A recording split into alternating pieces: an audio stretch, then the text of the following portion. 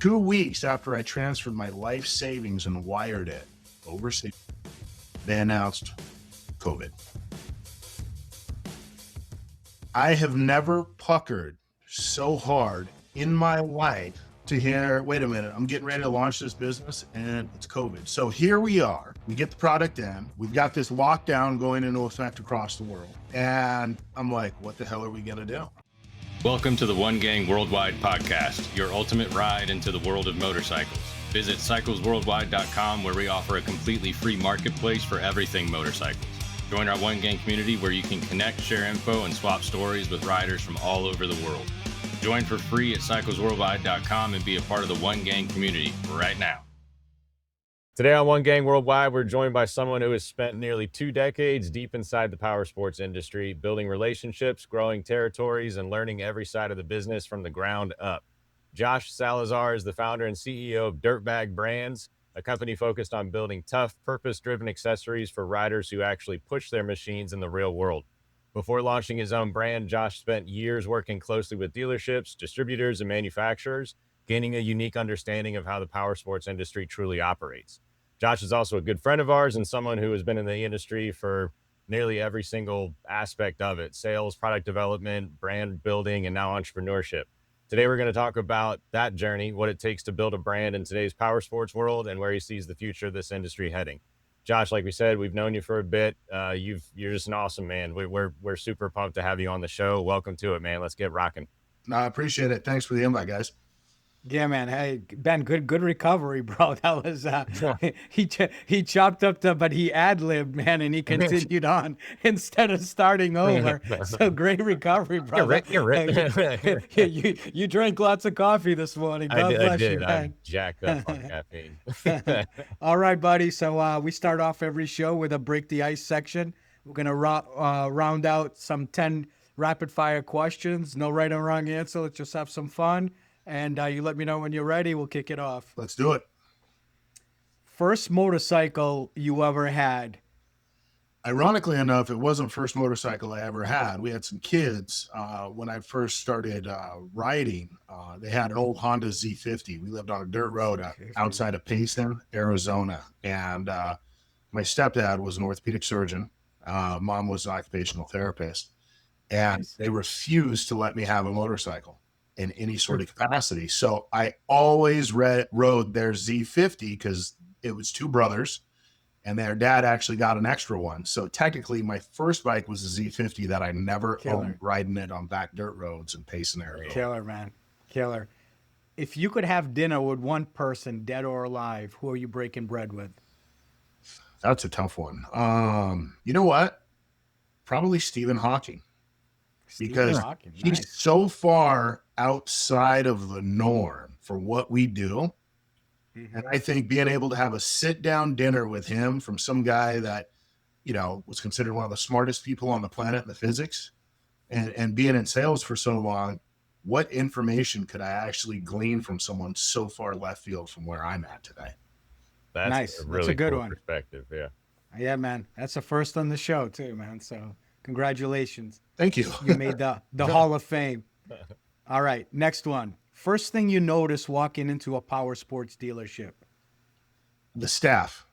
I always seem to take in the staff because when you walk in, typically it's through a showroom. So what's the staff doing? Are you graded? Are you not? I mean, I'm a parts guy by trade, basically. Mm-hmm. But what's the staff doing? Do they pay attention to you as I make my way to the parts area? That's really kind of the first thing I always take into consideration. I mean, you take into consideration the machines too, but for some reason, the vibe of the staff is what's going to tell you what the vibe of the store is. True. Sounds good. Sales strategy or product innovation, which excites you more? Sales strategy. I think it goes back to the thrill of the hunt, right? Anyone that's been in sales, that loves sales, product development is fun, but cutting your teeth in the thrill of the hunt is kind of where it's at. Yeah, especially when you close the deal. It's the greatest feeling in the world. Your playlist is stuck on one artist or band. Who are you hoping it is? Korn. Yeah. Okay. Which album? Which album? You know, at this point, I mean, when we grew up, you'd have different albums, but now I have a I literally have Yeah, like Horn Radio Yeah. on YouTube Right. Music. So that plays kind of the genre from all of that. A little bit of Godsmack, Powerman 5000, that sort of Yeah. thing. So the Nice. core Yeah. playlist for me is optimum. Godsmack's a Boston band, and before I left in 1998 and moved to Florida, they had a show at a small venue with probably maybe 300 people. They were just promoting their first album, and I got a chance to go see them. And somebody told me about them, and man, when I left there, I was like, bro, this band is gonna be effing huge, man. They were incredible. Tore it up. That first album is insane. I was an industrialist at heart growing up, but like as I got older, it started going back more to the corn stuff. Like I was doing like 9 Inch Nails, Skinny Puppy stuff like that when I was middle school, high school. But now it's kind of thrown back to the corn, and you kind of got away from the industrialist side. So Yep. Same. Man. All right. I know every time we've talked, you've been on the road traveling. So this next question kind of hits it. The most miles you've ever done in a single sales week? 2,600. Woo! That's a hell of a.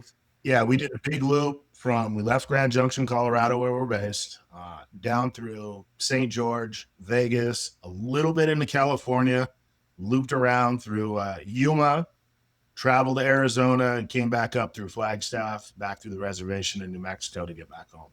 2,604 miles, actually. Gosh. That's a hell of a sales. Yeah. One product you sold early in your career that made you realize this industry was huge. Tires. Yeah. No. Tires. 100%. Not the number one seller in Powersports, man. Yep. All right. Trade show floor or riding event? Which one builds better relationships? I think it builds two different kinds of relationships. Trade show is going to be more professional. Riding is going to be more personal. So it depends which way you want to go on that. Great answer. If you could ride anywhere in the U.S. tomorrow, where would you go? Out my front door. I live in the west All right. Colorado. I can go to Utah. I can go to New Mexico. I'm in the middle of the Rocky Mountains. Yeah. Yeah. You live in a great place, man. No question. Gorgeous. All right. Last one. One word that describes Dirtbag Brands. Upstart. Killer? Upstart. Killer, brother. I like that. You survived the speed round, man. Serge is gonna stroke a check and get it in the mail out to you. Yeah, it's in the mail now. The postman just came. All right, man. Well, let's start at the beginning. Where'd you grow up, and what kind of kid were you back then? What were you into? Your early interests? Give us the lowdown on the young Josh. So I was born in Fort Collins, Colorado. Both my parents were going to school at CSU.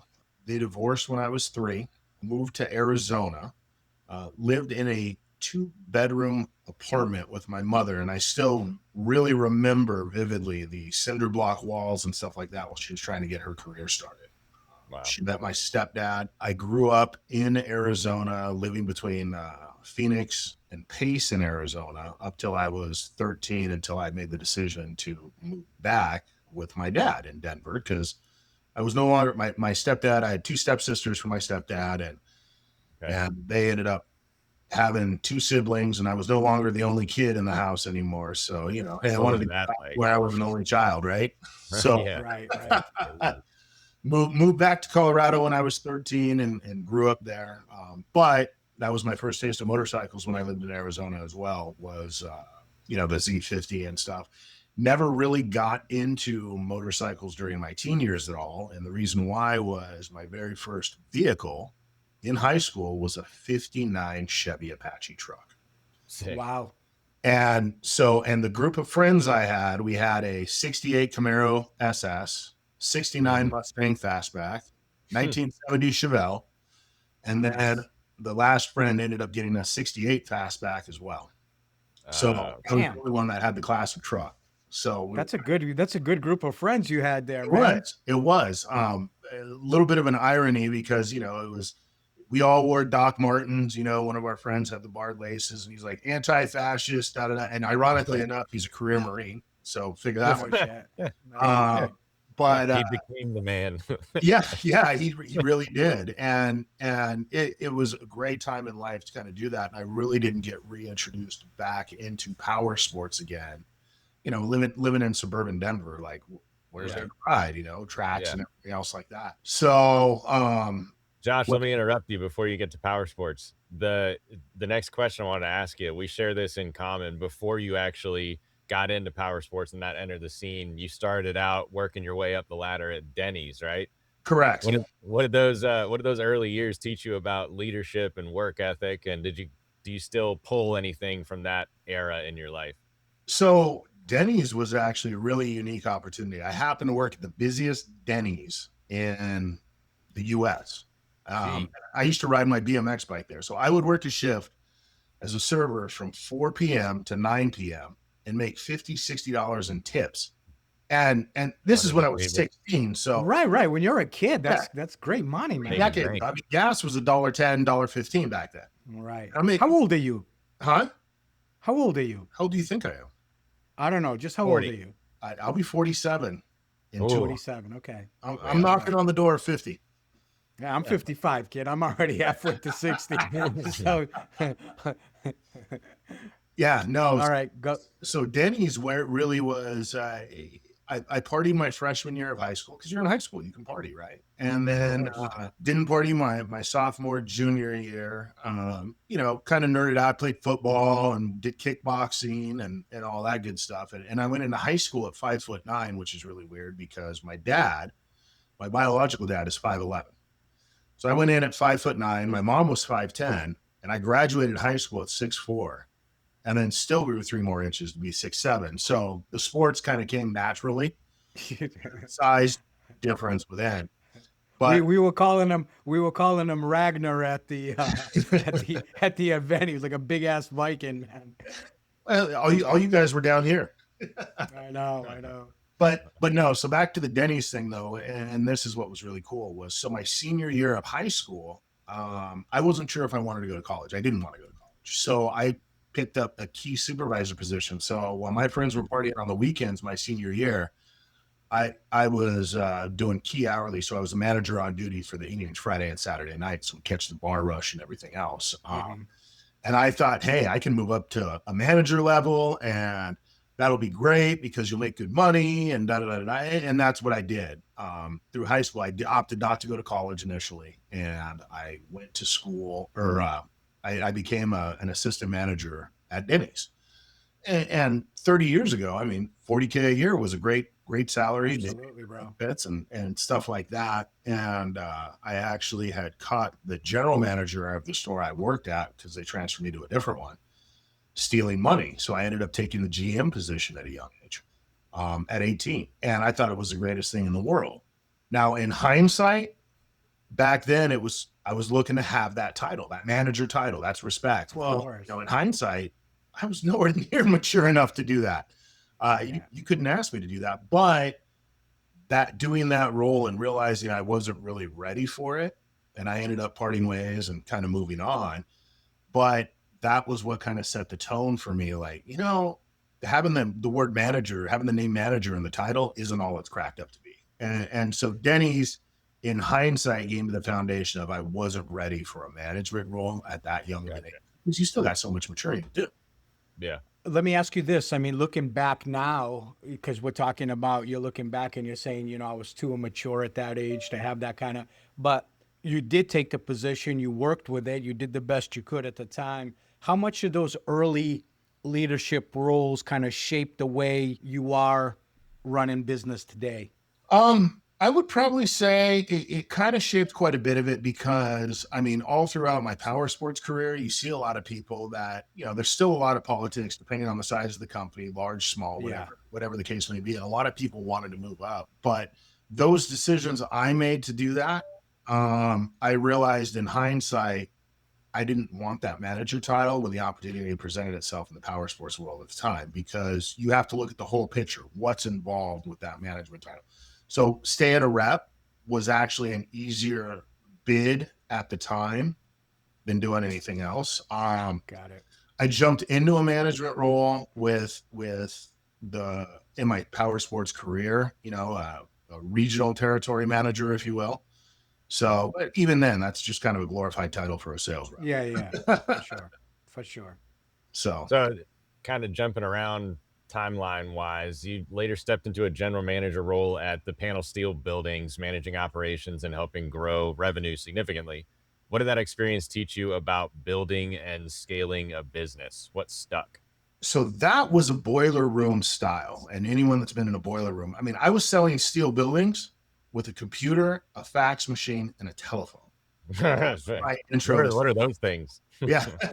What, you were just on the road all the time? No. So we were sitting in an office, and it was a company that would generate leads. So that's where I kind of cut my teeth in sales with.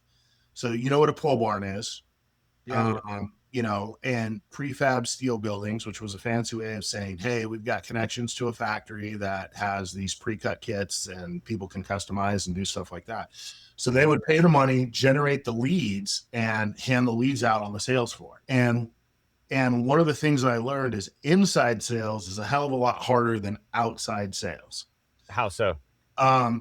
So back then with the fax machine and computer, I mean, most of these guys that are reaching out that needed a pole barn or whatever, they didn't have access to a computer. They saw it in the back of an ag magazine, like, hey, new pole barn, or hey, new prefab steel barn. And what a lot of it failed to tell you, I'm really big on the honesty aspect of things, and I pride myself on that, which is why I follow the path that I follow. Mm-hmm. That was not so much, because, okay, you've got a 50 by 100 steel building. What you don't tell them is they still got to pay for the foundation. They still got to pay for the footer. Doors aren't included in it. Yeah. In it. Right. So how do you do that? Feel right. So being able to kind of do it that way, I mean, it was feast or famine. And the largest paycheck I ever received early on in my career, I received an $18,000 paycheck because some studios in Florida ordered 2 buildings from me for filming. Wow. How old were you when you got that check? 22, 23. Oh, heck yeah. Wow. That's great. So yeah, I mean, that'd be the equivalent of getting a $40,000 or $50,000 paycheck today. That's right. Here's a kid that just knocked, this big deal out, and you're like, yes. And that's how it is. And, but then the next month I made $500. Nothing. Oh yeah. So it's tough. Of course. Your bike turns heads. Your gear should too.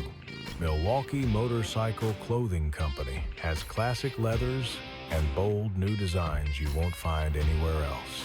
Shop top brands plus exclusive MMCC originals. Right now, our listeners get 20% off their entire order with promo code CW20. Visit MilwaukeeMotorcycleClothing.com today.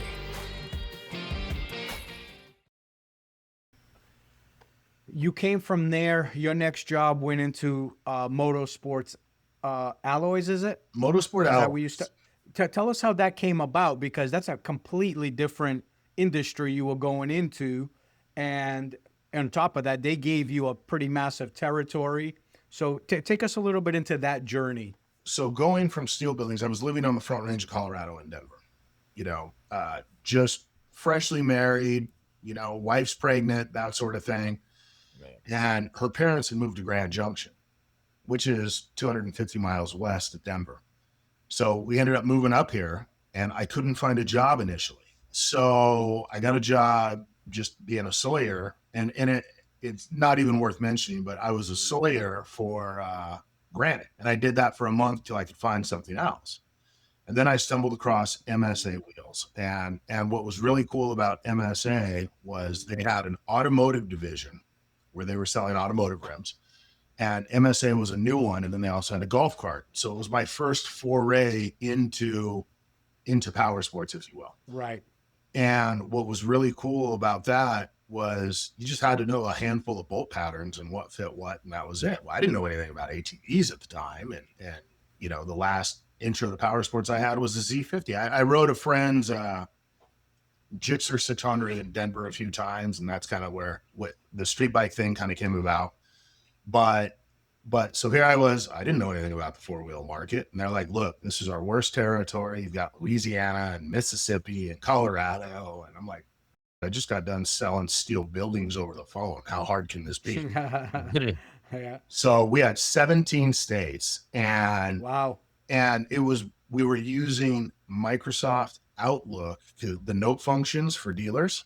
And then we were using a paper calendar guide. So you write them down 2 weeks, call them in 2 weeks, call them in 2 weeks, and you'd have your hot leads, your not so hot leads, and everything else. And we just started popping. It was just the most amazing thing in the world. And we kept breaking sales records along the way. And I was working there when my daughter was born too, which child number 2.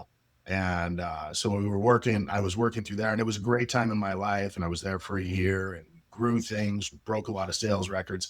Hey, what's really cool is the guy that trained me, a guy by the name of Bo Bryant. Now, I don't know if you're familiar with Valor Off-Road, but he's one of the owners of Valor, and him and Brandon kind of came from there. And there's 4 owners over there, but 3 of the 4 owners all came from MSA Wheels. That's cool. So I ended up leaving there, and how long did you stay there? Just over a year. We were just over a year, kind of had a difference of opinions, if you will. And then we parted ways. It was a great company at the time, just kind of going 2 different directions. I was, ironically enough, on the phone with the owner at MTA before I even left the parking lot from there. Oh, shit. Jeez. Josh, so relationships matter so much in sales, and I'd argue that in the motorsports world, they matter even more than some other industries. What did you learn during those years working directly with dealerships? So at MSA, it was really cool because there was one of the first, the guy who gave me my start at MTA after verifying with the owner. And I want to use this as a prime example. I had called the dealership in Mississippi, and the owner answered on speakerphone, and I ended up selling him a 40 wheel and tire order, 10 set order. Nice. And I get a phone call 5 minutes later from a guy by the name of Ty Davis. And Ty Davis was the sales manager for MTA at the time. He was sitting on the couch at that dealership and said, "You stole a 10 set wheel and tire order from me over the phone. You have to be good at that. And I heard everything from start to finish. If you ever need a job, let me know." And so that dude took a phone call while he had another sales rep in front of him and bought from you instead of him. That's so funny, man. Yeah. Well, I was like, talk about shame. I mean, good for me, bad for him. But Right. it speaks to the type of character. When he picked up the phone and said, "Dude, you just stole a sale from me," and I heard the whole thing. "If you ever need a job, call me up over at MTA." And that was really cool. So I would check in with Ty from time to time, and it was probably halfway through my career over at MSA. All right. So no, when I would make notes in the system, what I would do is notate each thing. So when I'd call up that dealer and, "Oh, hey, how's the wife doing with the pregnancy?" Or hey, what's going on? Yeah, personal relationships. 100%. And that 100%. was really the start with the dealerships when that happened. Yep, 100%. Cool. Let's get into MTA a little bit, because you spent more than a decade, played a role in helping the company grow from regional distributor into a national, basically a national contender at that point. What was that journey like for you from the inside? So the really interesting part is when I was hired, I leaned on Ty. I called Ty. Ty said, "Hey, check with Larry." I was on the phone with Larry Pop, who was the owner at MTA. And Larry was like, "Yeah, we were thinking about starting an inside deal." And they were regional at the time, based in Sugar, Louisiana. I was hired, signed the contract. We were good. 30 days later, that was it. But my role was to develop from inside sales from the house. And my God, I get to work from home and I get to do whatever I want. Let me tell you, that first 2 months was tough. It was really tough because you have to develop the discipline to do it, and you're getting commission. How are you going to build it? That sort of thing. So got my systems down, started calling people, sales are starting to build up. And then 2008 happens. And you're like, well, shit. And Larry was like, "You've done so much good work for me. This is what we'll do," and floated me on a salary to get through that time and stuff like that. But what was really cool with MTA is I had worked for him for almost a year before I ever met him face to face. Now, at the time, I had a 2-inch LeBray spike coming out right here. I had 4 earrings in each ear, and tatted up. So a year later, I show up in Louisiana, and I'm like, oh man, I'm going to see their warehouse and everything and what's going on. And as they had grown and opened the California warehouse and stuff like that. So I show up and I get picked up because I'm staying with Larry and his wife, Marge. And I was the last rep ever hired that actually stayed with them before they grew in the hotels. So I show up on this farm and I'm thinking, what the there's chicken coops over here across the field. There's this warehouse over here. There's this house on the hill. What kind of operation is this? Right. And I walk in, and Larry's office is right when you walk in, and through his office, you get to the accounting department where his wife, Miss Marge, is. And I walk in, and Larry goes, "Who the hell are you?" And I'm like, "I'm Josh." And he goes, "I don't hire people that look like that." And I said, "Well, I've been working for you for a year, so Wow. you did." And he said that to you? Yeah. That looked like his wife. Damn.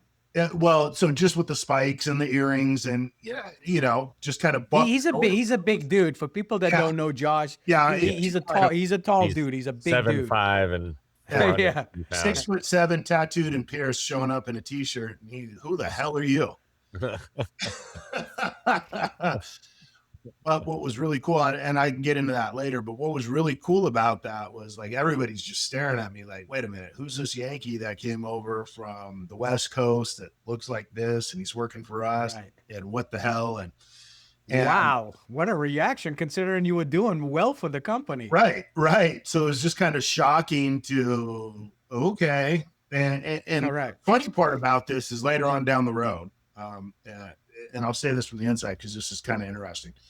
So I outgrew the piercings and stuff like that. And luckily I never had Kool-Aid colored hair or anything to that effect, but I outgrew it. And a lot of different vendors that had come on board would ask Larry and Ty, when he was a manager, who is that guy? He doesn't look like anyone else. And Larry's like, that's one of the best reps I have.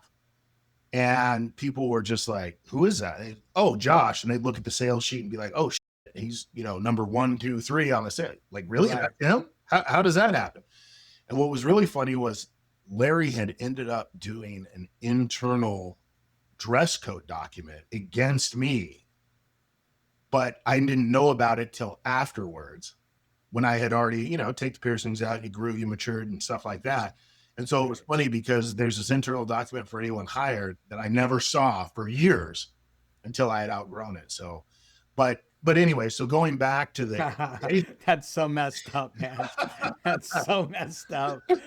They're like, yeah, he's like a giant, like a gentle giant, man. It's just like, that's it. I mean, that's the reality. That's who you are, man. I met you.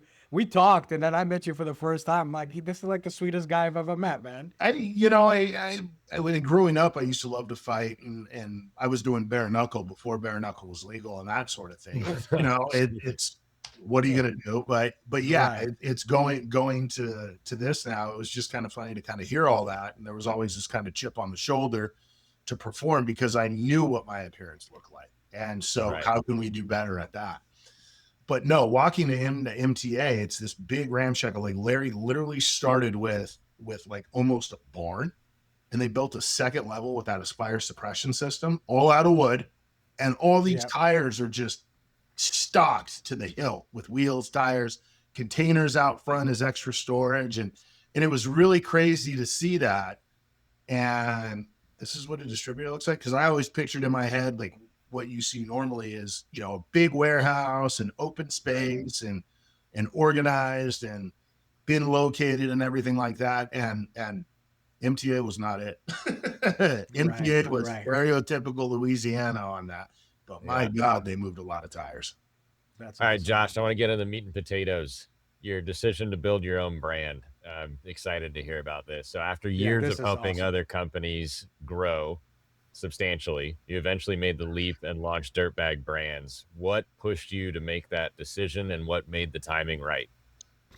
After MTA had shut down in 2020, and the writing was on the wall for that, Larry had sold the company, and it survived 4 more years before it petered out. And it was one of those in that year leading up to it. It was like, I could do something better, and I could try this, and we could do this, and all of that. So after MTA shut down, I went to work for another company that I worked for 2 months. Some of my coworkers and managers went over to this other company. There was just a difference of opinions with me and some of the other people there. And after 2 months, and I'm like, you know what, this isn't going to work for me. It's not going to work for you. And we parted ways, and that was that. But that was really the catalyst from sitting back talking, if I did something, I can do it really good, and we can do it better. And that's what we did. That was the catalyst that pushed me into, I had a couple of lucrative job offers on the table, and it didn't sit right. And I was 40 years old at the time. And I'd always told my kids, and because I've got 3 of them, and I told my kids, I'm 40 years old. You guys are almost grown. MTA was able to, I was there for every major event of your life. I could craft my own schedule. That was great. But at 40, I can either take these job offers and wonder what if, or not wonder what if, and pray to God I don't fail. Right. Yeah. So we went full tilt into Dirtbag Brands after that 2-month catalyst of, let's just do it. Hey, can I ask you a quick question? Yeah. That 2-month catalyst company that you work for, were they making parts? Is that how you got the idea, or No, what? no.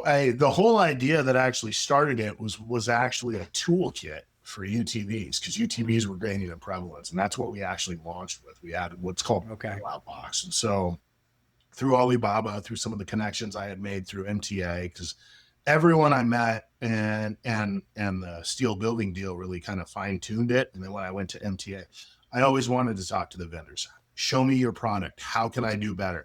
I wanted these vendors to travel with me because it made my job easy, because they did the selling, Absolutely. the benefits. And that's kind of what MTA had taught me about that, as far as that goes. So then when I jumped into Dirtbag, I had a whole list of connections, a lot of vendors that became friends that I could ask questions of, and you can kind of have some real open conversations, and even to the point where, which factories are you using and where? Because a lot of people guard their factories as a really big secret. So it was kind of cool to do that. And we put together this toolbox, and that's what we launched with Dirtbag Brands. That's cool. Gotcha, man. A lot of people see, obviously, always the final products in life, right? So just how our society works. Starting a company always looks exciting, obviously, from the outside, and they see the cool things that you make. But what were some of the toughest challenges during those earlier days for you? Because you've always been a guy that's worked for somebody. You've always been a guy that's succeeded helping others grow, right? Their businesses. But now it's all on you. And take us a little bit into your toughest moments, challenges, days that really made you think twice. Am I doing the right thing? How you came out of that stuff. Take us a little bit into those parts that people really don't hear about a lot. So I wire trimmed. My wife and I sat down when we were talking about Dirtbag, and we were like, we could buy a bigger house. We can launch the company. Well, we chose to launch the company. We're like, you know what? We raised 3 kids in this house, and we're not flashy people. You know what I mean? Mm-hmm. We raised 3 kids in this house. Live a modest life. Yeah. So let's just remodel it. Cause I had flipped houses on the side when I was at MTA and kind of stacked up a little bit of a bankroll and stuff like that. And, it was one of those, let's do this instead. 2 weeks after I transferred my life savings and wired it overseas, they announced COVID. Oh, I have never puckered so hard in my life to hear, wait a minute, I'm getting ready to launch this business and it's COVID. So here we are. We get the product in.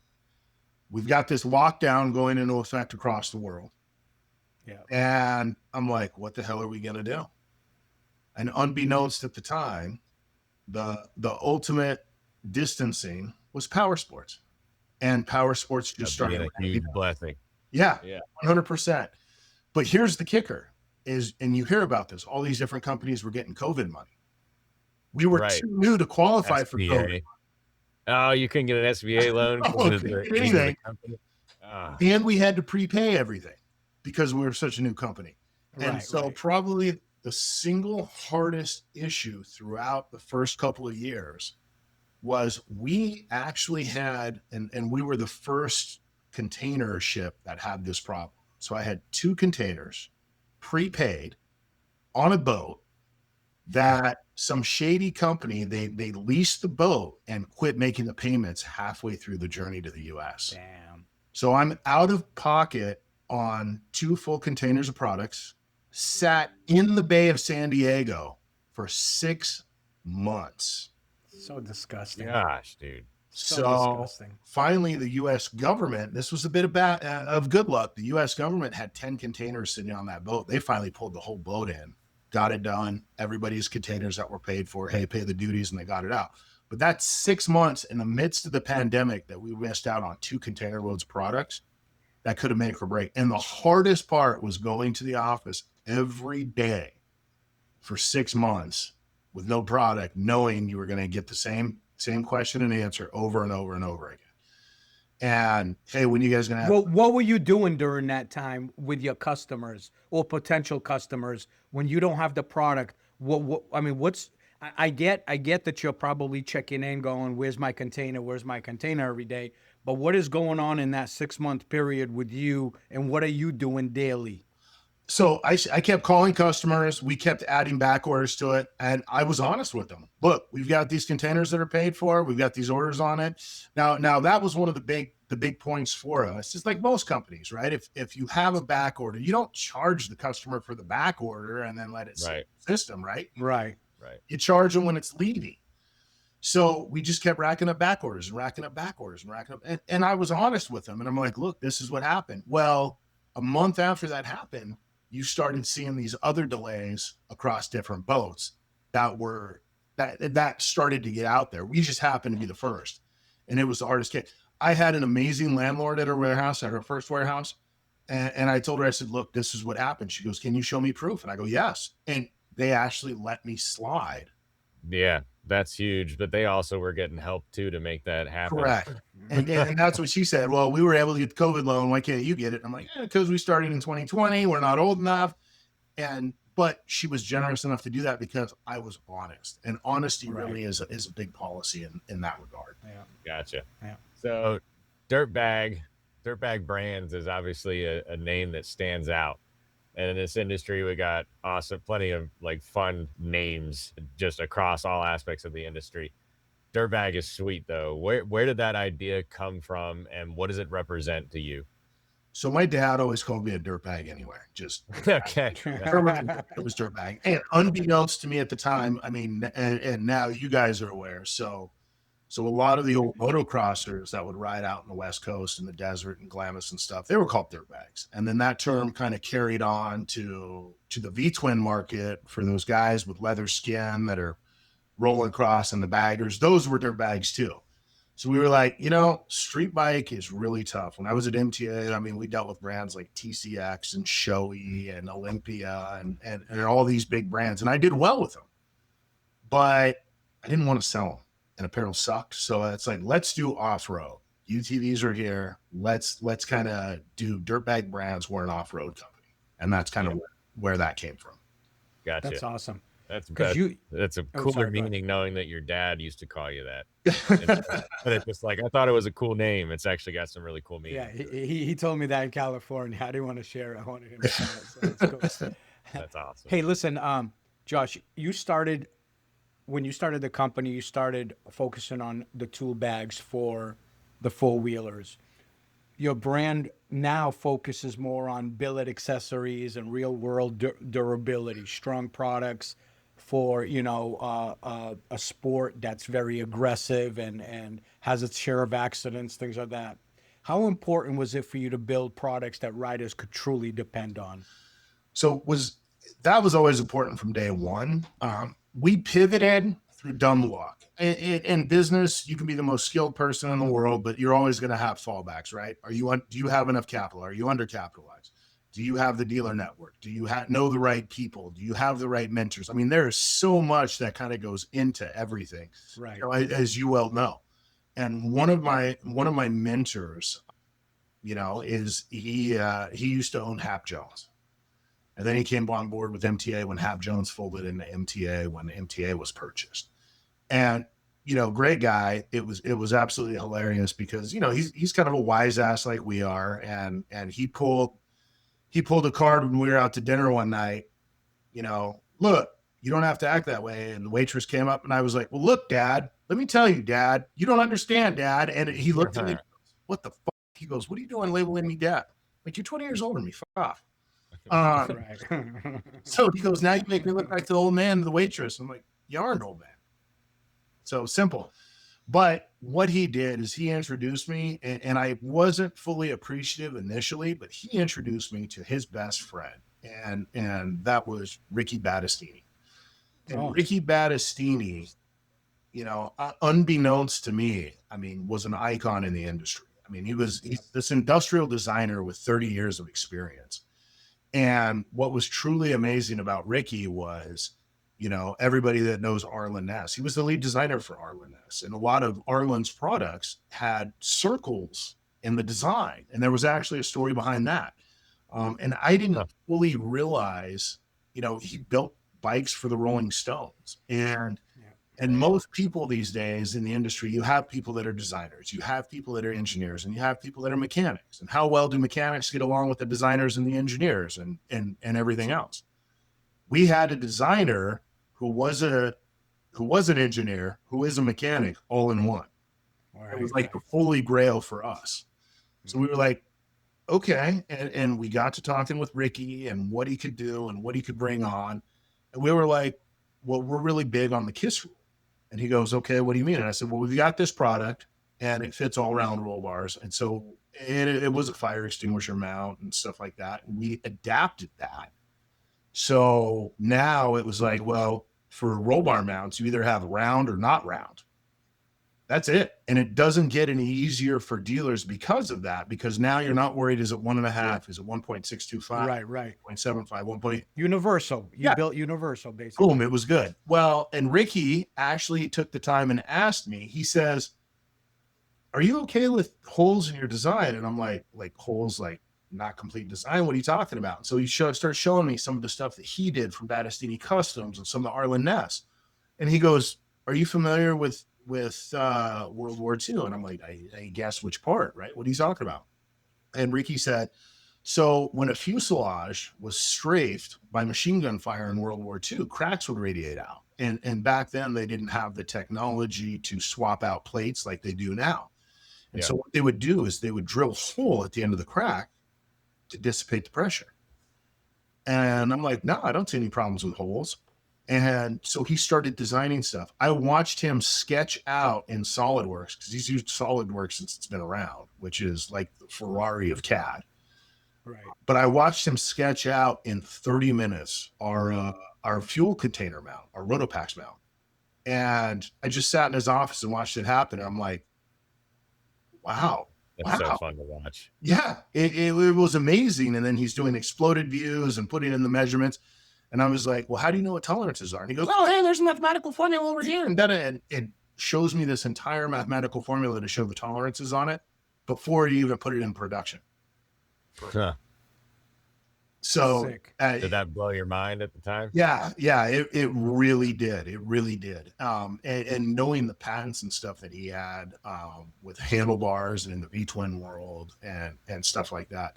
Just the way his brain works is freaking amazing to hear. 100%. And I'd be lying if I said we didn't butt heads. I mean, he's an artist and he's amazing at what he does. Right. What I found really interesting was when we moved into the mirror market and patented the multi-fit clamp for the mirrors and stuff like that in preparation of what we have. I mean, we came out with a patent that works with windshields on sport UTVs, and it fits 1.75 to 2 inch, which is every major UTV on the market with the mirror. He introduced me to the engineering side of things that we have done. And we're actually going to be doing a video next week and releasing that. But the engine, like mirrors, you're familiar with the V-twin mirrors out there, and he owns a couple of patents for anti-vibration technology for that. But where it got really interesting was traditional ball and socket almost every UTV mirror now is done with a traditional ball and socket, and that's called force closure. So, and he said, "Hey, this is a different type." I said, "What do you mean?" He goes, "Well, this is form closure." So of course, you Google, you learn, and everything else like that. Mm-hmm. Yep. So on UTV mirrors, everything's got a ball and socket. Well, inevitably, what's a ball and socket designed to do? Rotate. Yeah. Think of your hip, think of your shoulder. That's what the ball and socket is designed to do. So when I asked Ricky about it, I said, "Well, then why do all these other companies do ball and socket?" And he goes, "It's the easiest way to do it. Do it a neck, ball and socket, or whatever the case may be." So we developed this one, or he developed this one. I say we, but he developed it that once it's locked, it doesn't move. Gravity doesn't fight against it. And then he actually went as far as to even show me the load pass and how he separated the load pass for a pod light mount. I mean, we can fit a 6-pound pod light on our mirror that doesn't affect the mirror or anything like that at all. Wow. Runs a separate load path. I mean, the engineering behind it is just absolutely brilliant. Yeah. That's awesome. That is really freaking cool. I want to sit and watch too, man. I know. I nerded out about something I had no idea I wanted to nerd out about. Yes, that it blew my mind in the same way the first time I sat and watched it. It just crazy. And these guys in Autodesk and now Fusion 360 and all these different tools, and generative design, all that. It's just insane. It is. And now what AI is doing, it's like speed running an entire motor in Autodesk. It's just, I can't even wrap my brain around it half the time.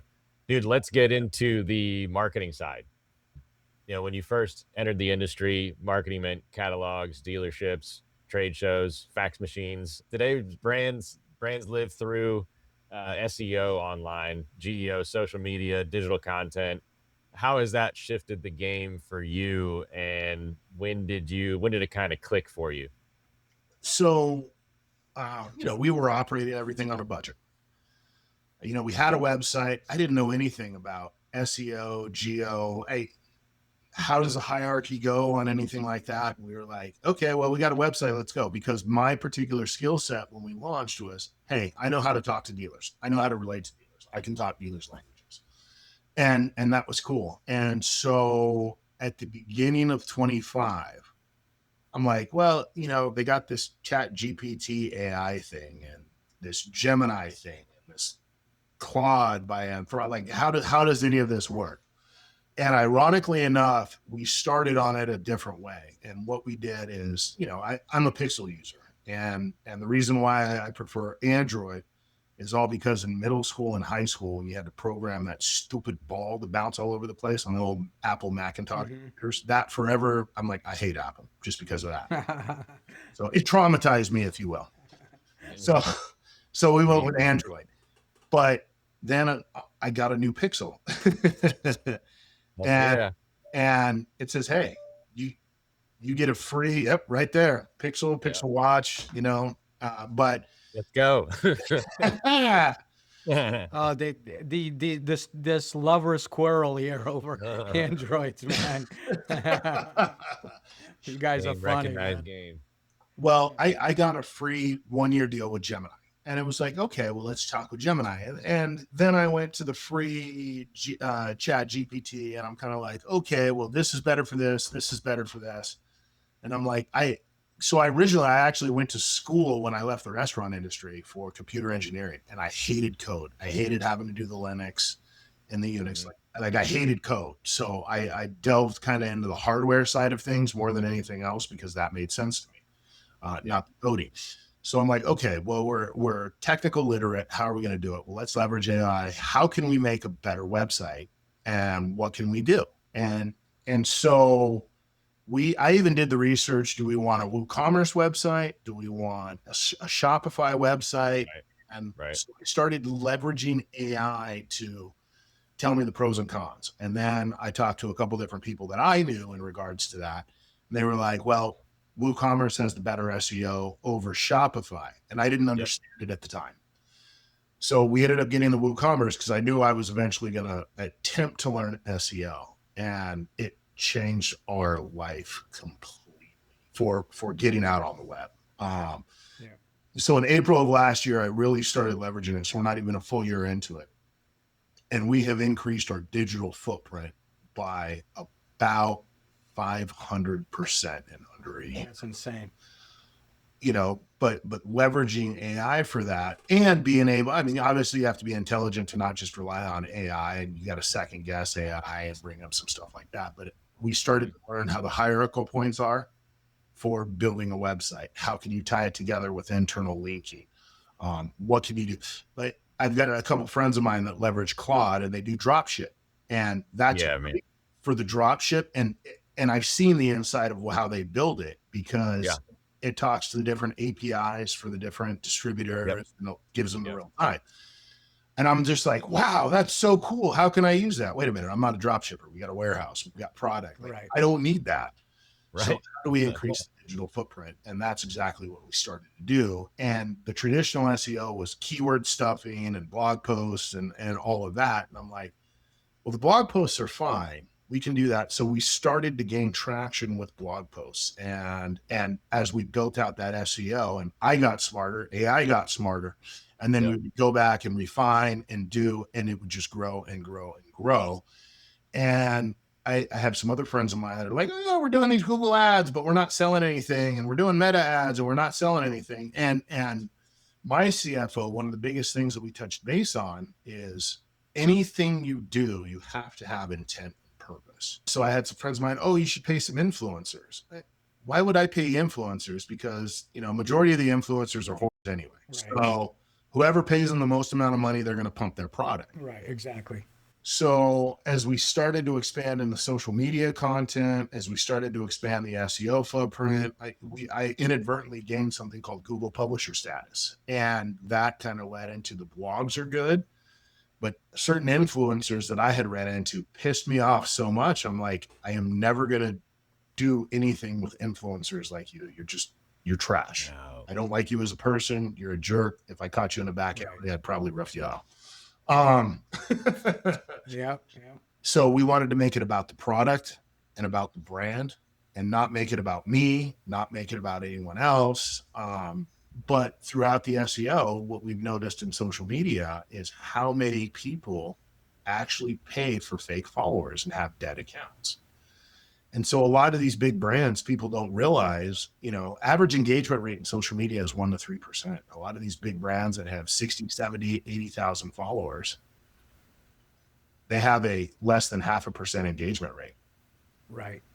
It's true. I know. All the way around. It's smoke and mirrors.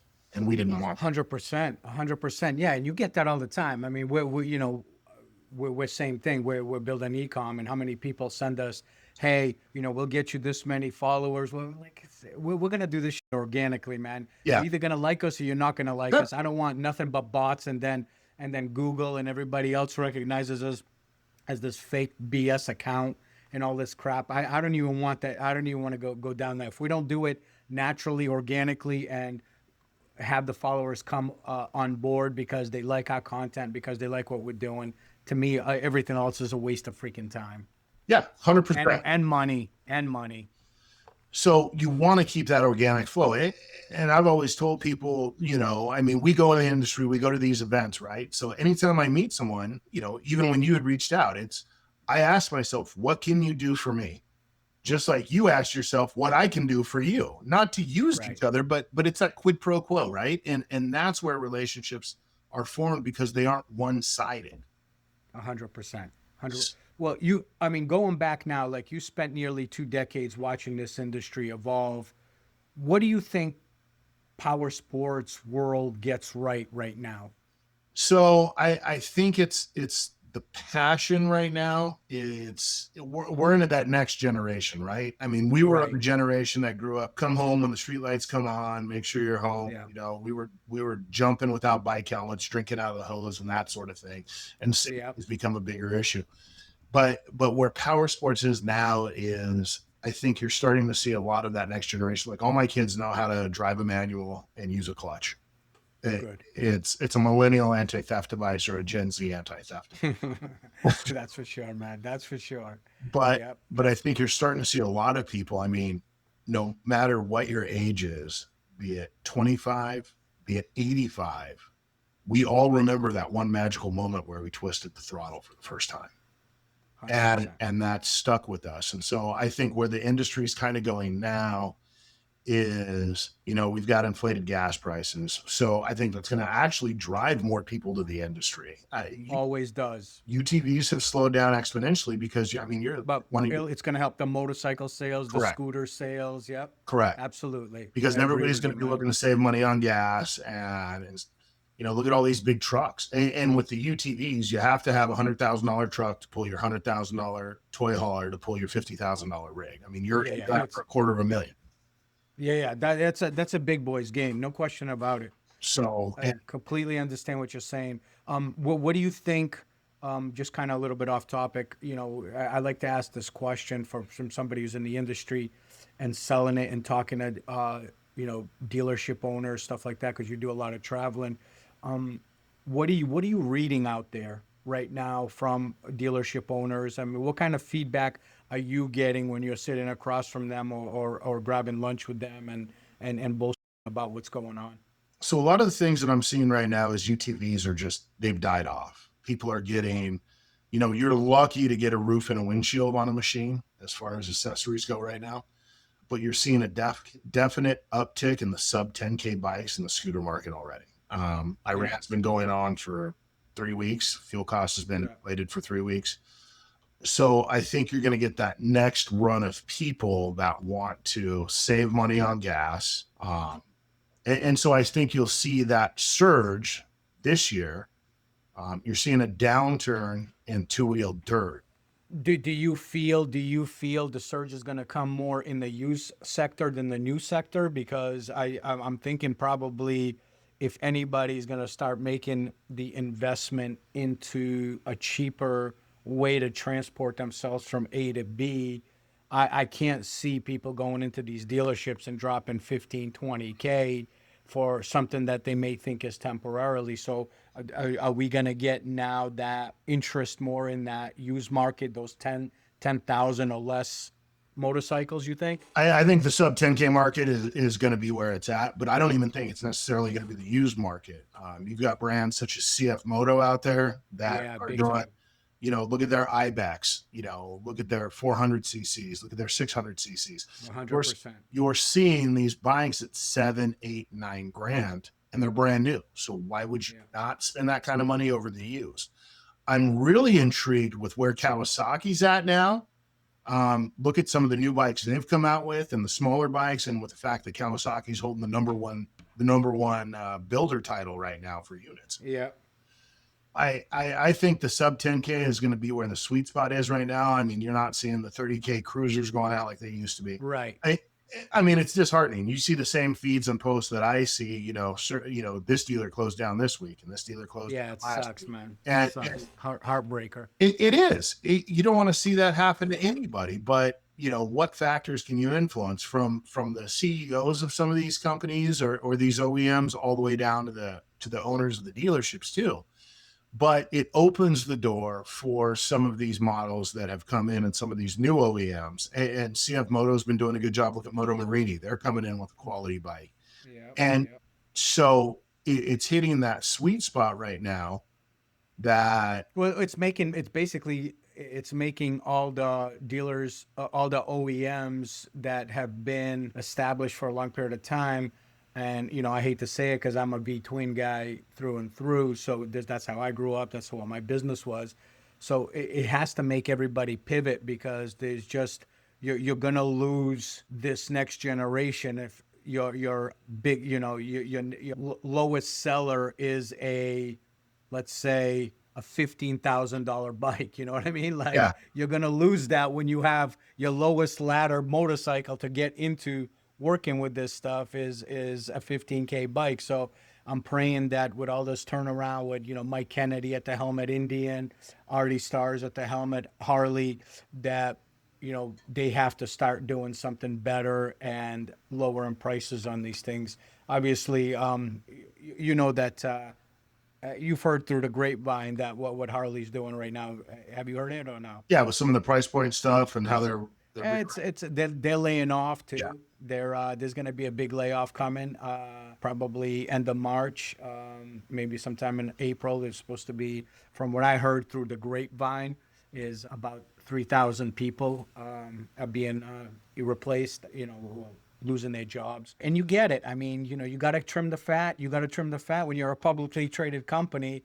You have people that you have to. You're not mom and Shareholders pop to anymore. Right. Yeah, Right. you got the shareholders. I think we're going to definitely see the industry pivot again. We ran things lean and mean anyway because we had to. We've got some other things in the works, but we're holding off right now because there's not a lot of people that have a lot of faith in the economy and where it's at the moment. So I see these other companies, unless you have essentially money to throw at products. Right. Which I wanted to ask you something important, Sure. because I am not very familiar with the ATV, UTV side by side market. It's what my store did was we specialized in low mileage pre-owned Harley Davidsons and Indian motorcycles when Indian came back on site. So that was kind of like my niche. But being in the ATV sector, where do you think the industry has room to improve, especially when it comes to supporting dealerships and riders? So we're going to go back a little bit, ironically enough, to watercraft, and you can relate to that since you're in Florida. But I'll tell you this: the most brilliant thing I have ever seen was done by Can-Am, and that was when they released the Sea-Doo Spark. You remember that? Yeah. $4,000 watercraft, didn't have reverse, plastic hold, anyone could do it. And for that 4K price point, you can have, a watercraft that you could take out. You've got this personal watercraft, and it's awesome for $4,000. And we were really hopeful to see, what, maybe they'll get into two strokes and do a 250 two-stroke or a 125 two-stroke and kind of do the same thing. And ATV industry, they got bigger and bigger and bigger, right? So now you've got these 1,000 cc's and everything else, and you've got some specialty stuff. And along comes CF Moto, and for $10,000, you can get a 1,000 cc Z4. Yeah, sick dressed. Yeah. So it makes sense. But the one thing you really have to tap into with the American mentality is we always like bigger, stronger, faster. So you've got the big boy machines that are starting at $45,000 before accessories. You've got some of these smaller machines for 1,000 cc, for $10,000. But Sea-Doo to me was like that brilliant aha moment with seeing that Spark. And so now that Polaris has entered the market with the Ranger 500, it's a $10,000 machine that anyone can use to, right, trails and get firewood and do hunting and stuff like that. And so I think you're starting to see a lot of these different companies diversify. But in the same token, a lot of these OEMs, the Polaris RZR Pro R, the Can-Am Maverick R, those are the Ferraris of the industry, right? You're going to have the buyers for those. And Can-Am, once again, did something brilliant because every American feels they need to have a turbo. And really, unless you're on the dunes or Baja, you really don't need a turbo at all. But, everybody, they got a turbo. I think I should have a turbo. Okay. Right. Yeah. But Can-Am did it again with their X3 model. You can get a turbocharged model at $20,000. And the next step up, you're looking at the RZR XP, and it's $5,000 more. $5,000 matters to people. Yeah. But then who's leading that ATV, UTV side by side world right now? Like who is what I'm trying to ask is basically and I'm asking for myself because I'm just not familiar with the industry, with that part of the industry. Who are people chasing in regards to price point, what you get, the horsepower, the reliability? Who is that one person, company that's really taking that sector of the power sports world over by giving everything proper and including the money, price points, warranties, all that stuff? So Yamaha started the UTV industry with the Rhino. Okay. Polaris is the big boy. Yeah. Can-Am is number two, but they're gaining the market share on Polaris because they're making the right moves. And you follow Mark Sheffield just like I do, and stuff. And he was a big advocate for Can-Am because Can-Am was one of the first ones to actually listen to the dealers.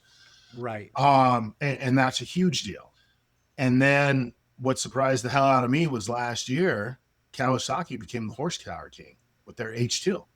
So you got 235 horsepower from the Pro R, 240 horsepower from the Maverick R, and Cowie's like, check out how big we got. We got 250 horsepower, supercharged. Hold my beer. Yeah. But that's always been Kawasaki. I mean, you remember even in the 70s, bro, when like Honda and all these guys are coming out, you know, they're putting out the Widowmakers and they're putting out all these freaking super high powered torquey motors, man. That's why I've always loved Kawasaki, because they were like the stepchild, man. They were just crazy. And what was cool about it was they called this horsepower king the H2. And you remember the original H2 that Cowie came out with. You know, that so that was kind of an homage to that.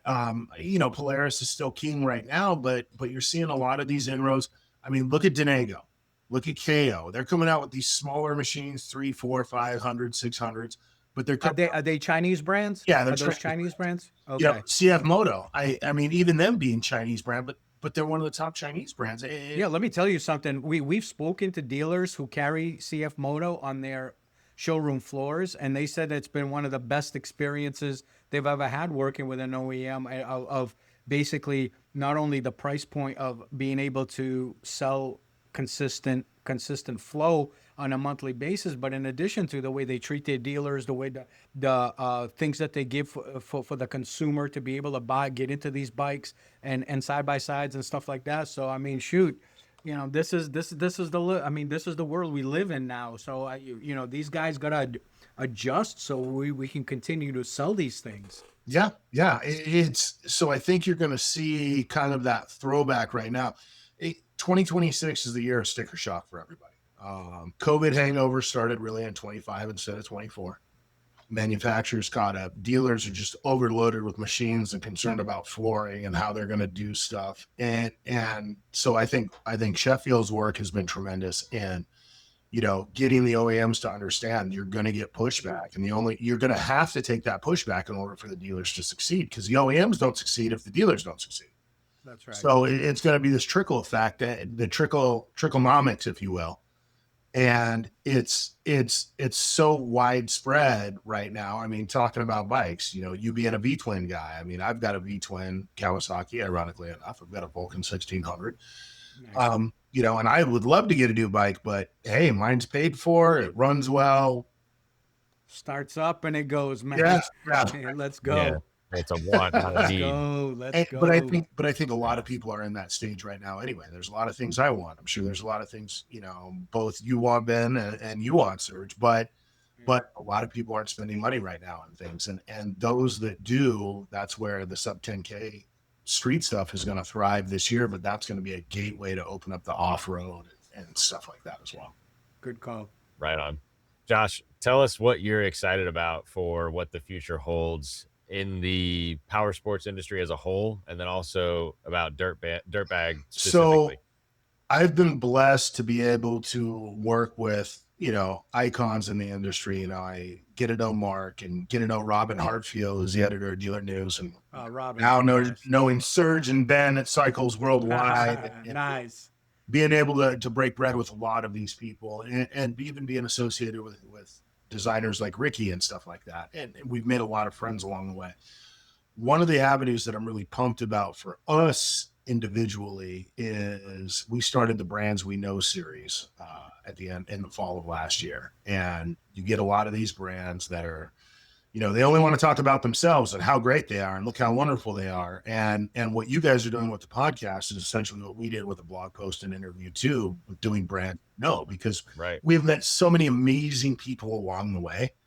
So I think what we're going to do is we're going to layer in a second factor with that is dealers we know to go with brands we know. So we've sat down and interviewed brands like Triple R Lights and Liquid Moly Oils and Cardo Communications and System 3, Wheel and Tire, and Bauer Off-Road. You know, these are all people that we know. And so I think starting the dealers we know, how many companies want to showcase who their backbone is anyway, right? Absolutely. But once again, that also ties to the SEO, as you know, too, man. So I'm excited for that for us as a side project. We're looking into some new stuff as well that we're just waiting for the market to get a little bit better before we pull the trigger on it. I'm excited for the power sports industry, like Serge and I were talking about, because the cost of gas is going to create this surge of people that want these scooters, that want these bikes. And even if it's sub 10K, but that's going to become a gateway for the dirt bikes. That's going to become a gateway for the UTV market. You know, the guys in Glamis that have the campers and even ghost camp out in Glamis and stuff like that, that's not going to change. They were born and raised in Glamis when they were kids. That's right. That's not going to go away. Tech and machines will. I think you're going to see more price point stuff coming back out. And I truly believe you'll start to see the OEMs, they're going to get backed into a corner, even though they have to answer to shareholders what's more valuable, the integrity of the company or keeping the brand alive and hammering those dollars. So I think this is going to be the shift. I think you'll see some brands go away. I still think you'll see some dealers go away, and that's just due to mismanagement and not doing any funds. And I'd say the biggest killer really is going to be ego, right? You have to have an ego to be good at sales, but on the same token, if you can't take criticism, you're not gonna work anyway, because you have to hear the good with the bad. Great point, bro. Great point. Yeah, Great absolutely. point, Josh. Good Josh, answer, where dude. can people follow you? What social media platforms are you most active on? We're going to link everything to the show notes. So if dealers listening, they want to look into your products, talk to you a little bit more in detail, how can people get a hold of you? Take us a little bit into that. And we'll add the links in the notes too, so you don't have to spell Okay. stuff out. Well, so our website's dirtbagbrands.com. We've got a pretty aggressive dealership program. We don't do buy-ins. The margins are incredible. We're big on the KISS rule, and we got Lightspeed price files available. So dirtbagbrands.com, you'll be able to see that. All of our social media handles are literally Dirtbag Brands, one word. Be it Instagram, be it on Facebook, and be it on even TikTok, Dirtbag Brands. That's it. Username. Awesome, man. Awesome. I'm just going to leave it off like this for anybody listening. We got a chance to meet Josh. I had reached out to him about putting his products out on our platform. We're obviously still in the midst of really designing our e-com platform to be the leader in the power sports industry. Eventually, that's the vision for Cycles. But we had a chance to talk and just getting a chance to get to know Josh at events in California. Man, this guy is as passionate and as humble as anybody I've ever met, man. Yep. You're one of the great guys of our industry. We've been excited to get you on the show and hear the journey. Obviously, there's a lot longer we can talk, and we will off the air over a couple of pints. But man, just keep up that amazing work. Keep dreaming. Keep changing and doing things to uplift this industry, because it's guys like you and many others that continue to bring success to us all and kind of move us forward. So thank you very much for taking the time to come in on the show. Well, Serge, Ben, I've really enjoyed it. Ben, if you one of these days, I'm gonna have to pick your brain more often, just on the SEO side, because there's always room to learn. So there's so much. It's like drinking out of a fire hose right now too, with everything going on. It's absolutely yeah, it's crazy. Yeah, hanging out with you and Jeff and those guys over there at AIM. I was really looking forward to it. That was fun. It was a great time. Obviously, putting faces to voices to being in person and being around. And the thing that I think is really cool is we've got this great group of guys, and you've been building it out more and more. I'm kind of envious about where you're going tomorrow, by the way. Moto GP bound, baby.